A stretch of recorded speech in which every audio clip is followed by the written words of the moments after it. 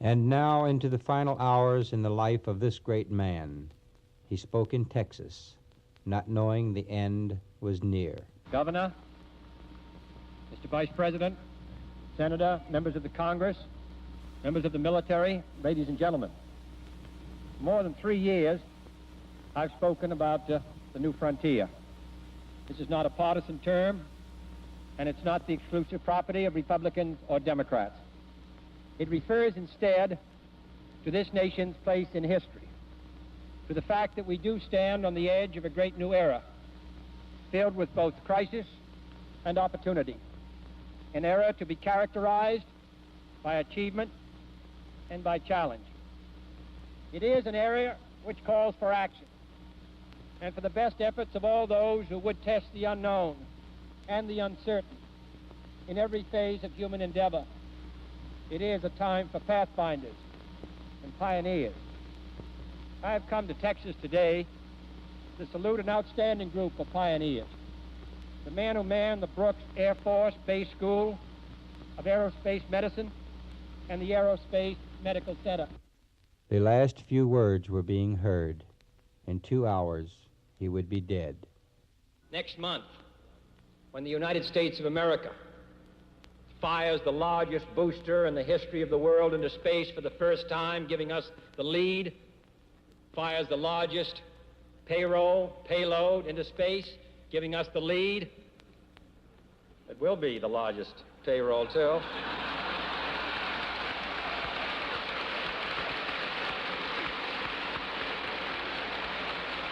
Who should know that better than Houston? In 1990, your sons, daughters, grandsons, and grandchildren will be applying to the colleges of this state in a number 3 times what they do today. Our airports will serve 5 times as many passenger miles. We will need housing for 100 million more people, and many times more doctors and engineers and technicians than we are presently producing. That is why we're trying to do more in these areas. As in the 30s, Albert Thomas and Franklin Roosevelt and others did those things which make it possible for not only Texas, but the entire United States to prosper and grow as we do in the 1960s.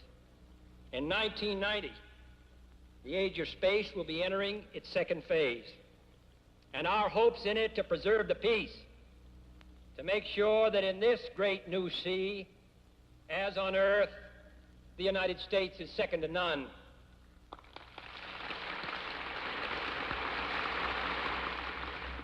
On that day of November 22nd, 1963, our nation heard this message. President Kennedy and Governor John Connally of Texas were both hit by a would-be assassin's bullets as they toured downtown Dallas in an open automobile a short while ago. That is the latest word that has just come in from Dallas on United Press International. The Associated Press, in its first report, says that President Kennedy was shot just as his motorcade left downtown Dallas. Mrs. Kennedy, who was riding with him, jumped up and grabbed Mr. Kennedy and cried, "Oh, no." The motorcade sped on. Riding in the same car with the president for this particular motorcade was Governor and Mrs. John B. Connally, the governor of the state of Texas. According to the last report, both the president and the governor were hit by the bullets. And now one more ad has come in. John Fitzgerald Kennedy, the 35th President of the United States, is dead at the age of 46, shot by an assassin as he drove through the streets of Dallas, Texas, less than an hour ago. We hear now an eyewitness reflect the feeling of a whole nation by his reaction to this world tragedy. Tell us exactly what you saw, sir. He was coming down the street, and my 5-year-old boy and myself were by ourselves on the grass there on Commerce Street, and I asked Joe to wave to him, and Joe waved, and I waved, and the man... That's all right, sir. You go ahead and tell it. As he was waving back, the shot rang out, and he slumped down in the seat, and his wife reached up toward him, and as he was slumping down, and the second shot went off, and it just knocked him down from the seat. Two shots? 2 shots. Did you see the man who did this? No, sir, I did not see the man who did it. All I All I did was look in the man's face when he was shot there and saw that expression on his face and grab himself and slide. And the second one, whenever it went, why, I'm positive it had hit him. I hope it didn't, but I'm positive that it hit him, and he went all the way down in the car. Then they speeded up, and I didn't know what was going on, so I just grabbed the boy and fell on him in the hopes that there wasn't a maniac around me. I'm sorry. I can't help you more, but I won't forget it. Not only was the shock felt by the man in the street, but world figures were stunned. Some of their reactions were as follows. This is Adlai Stevenson. The tragedy of this day is beyond instant comprehension. All of us who knew him will bear the grief of his death to the day of ours. And all men everywhere who love peace and justice and freedom will bow their heads. At such a moment, we can only turn to prayer. Prayer to comfort our grief, to sustain Mrs. Kennedy and his family, to strengthen President Johnson, and to guide us in time to come. May God help us. A reporter speaks with Senator Barry Goldwater. What was your reaction, sir? Well, I'm shocked, like the rest of the people are shocked. And how will it affect your plans, sir? I don't think it'll affect my plans at all, and I don't want to discuss it. Sir, have you had any chance to discuss this with anyone? Nobody, and I don't care to discuss it. And what are your plans, sir, when you leave Muncie? Going back to Washington. Sir, how do you think this will affect the operation of government? Oh, let's not talk about it, mister. The president's been shot. I don't care to discuss politics on a day like this. Thank you. General Eisenhower humbly expresses his shock and grief from New York City. I share the sense of shock and dismay that the entire nation must feel at the despicable act that took the life of the nation's president.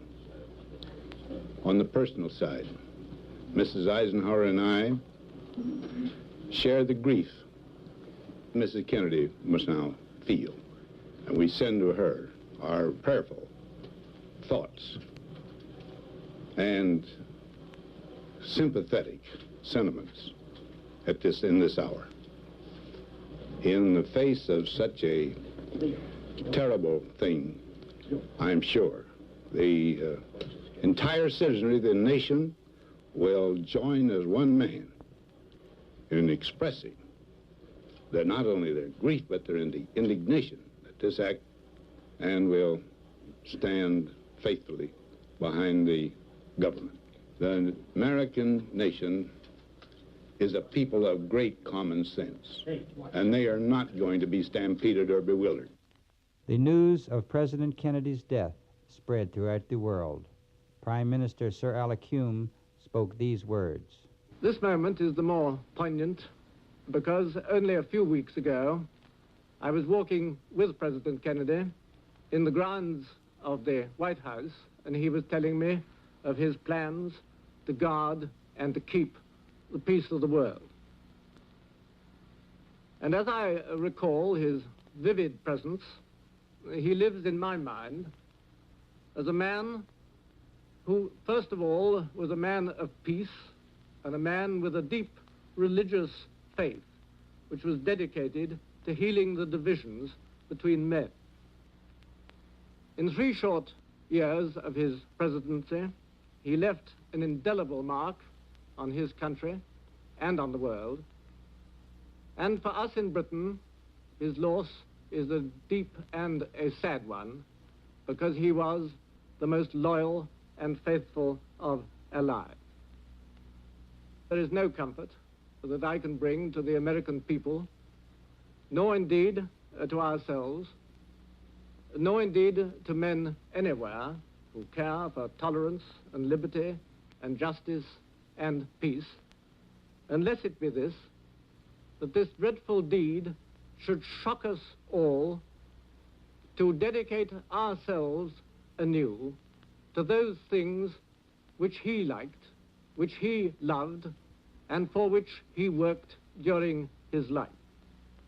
And if we can help to bring to men the liberty, justice, and peace for which he did so much, then we shall be doing something to serve the causes in the service of which he himself died.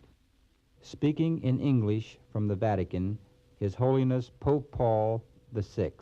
We are deeply shocked by this sad and tragic news of the killing of the President of the United States of America, John Fitzgerald Kennedy, and the serious wounding of Governor Connally.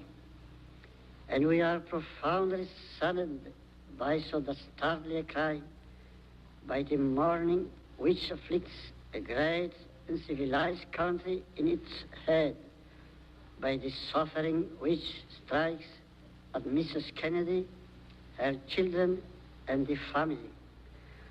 With all our heart, we deplore this unhappy event.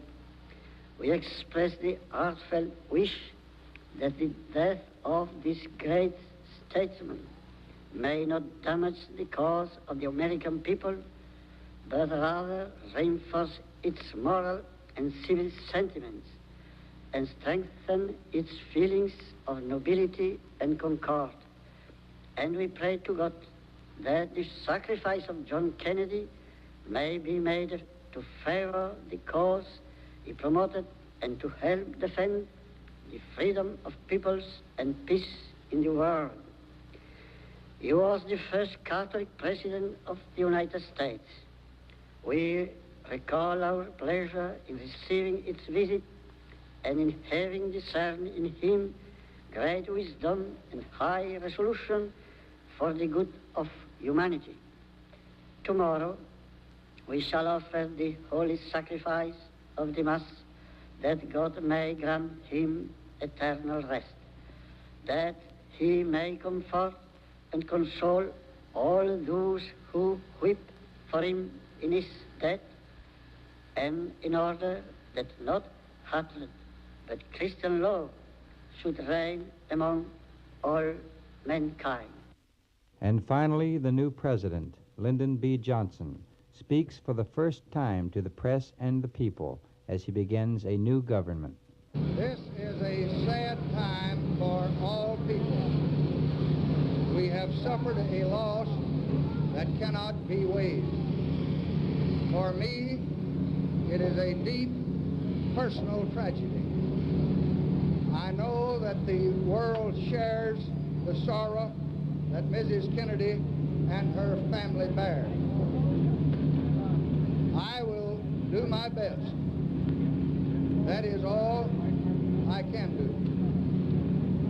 I ask for your help and God's. And so a great man is dead. Without cause or reason, his life was ended by one whose name is not worthy of mention. John Kennedy was the leader of a great nation. His life was dedicated to its future. And how well we will remember his work: the Peace Corps, civil rights, foreign policy, the tax program, and his space objectives. The nation and the world mourn this tragic loss, but let us not despair. For in his light we must go forward with full support of our new leader, President Lyndon B. Johnson. Let us stand proud that we had such a man as John Kennedy to lead us in faith and in hope. He is no more, but his memory shall be an inspiration. May he rest in peace.